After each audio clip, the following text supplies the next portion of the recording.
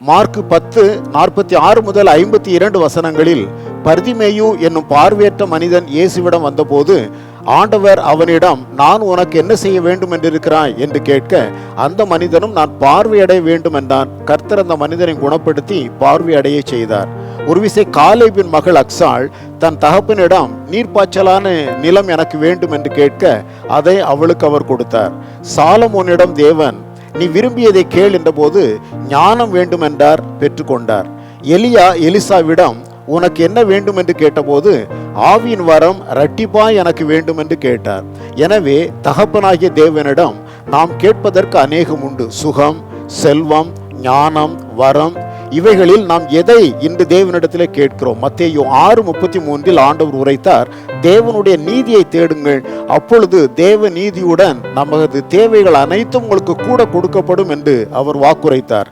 நாம் இன்று ஆண்டவரிடத்திலே எதை கேட்கின்றோம்?